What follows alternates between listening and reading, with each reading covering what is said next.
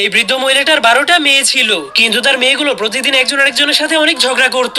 এজন্য বৃদ্ধ মহিলাটা তাদের উপর অনেক বিরক্ত হয়ে একদিন তাদের সবাইকে একটা অভিশাপ দিয়ে দেয়। তখন সে অভিশাপে অনেক জোরে জোরে বলতে শুরু করে, হে আমার প্রভু, আমি আর ওদের জ্বালাতন আর সহ্য করতে পারছি না, দয়া করে তুমি ওদের সবাইকে জঙ্গলি পাখি বানিয়ে আমার ঘর থেকে বের করে দাও। কিন্তু তার মুখ থেকে এই কথাটা বের হওয়ার সঙ্গে সঙ্গেই তার 12টা মেয়ে জঙ্গলি পাখি হয়ে ঘর থেকে উড়ে চলে যায়। এজন্য বৃদ্ধ মহিলাটা প্রথমবারের মতো নিজের ভুল বুঝতে পেরে তার মেয়েগুলোকে বাড়িতে ফিরে আনার জন্য খুঁজতে শুরু করে। কিন্তু সে তাদেরকে অনেক খোঁজাখুঁজি করার পরেও কোথাও খুঁজে পায়নি। এজন্য সে নিজের একাকিত্বকে দূর করার জন্য একটা ছেলেকে জন্ম দেয়। কিন্তু সে ওই ছেলেটাকে তার 12টা বোনের ব্যাপারে কিছুই বলেনি। কিন্তু ছেলেটা বড় হয়ে যাওয়ার পর তার প্রতিবেশীদের কাছ থেকে সবকিছুই জেনে যায়। এজন্য সে তার মায়ের কোনো কথা না শুনে তার বোনগুলোকে খোঁজার জন্য বের হয়ে যায়। এরপর সে হাঁটতে হাঁটতে অনেক দূরে চলে যাওয়ার পর একটা ছোট্ট ঘরকে দেখতে পায়। কিন্তু ছেলেটা ওই ঘরের মধ্যে ঢোকার পর একজন ভয়ঙ্কর ডাইনি বুড়িকে দেখতে পায়। তাকে দেখার পর ছেলেটা অনেক ভয় পেয়ে গেলেও সে চালাকি করে ডাইনি বুড়িকে মা ডাকতে শুরু করে। তখন সেই ডাইনি বুড়ি তার হাতগুলোকে উঁচু করে বলতে শুরু করে, তোর ভাগ্য অনেক ভালো যে তুই আমাকে মা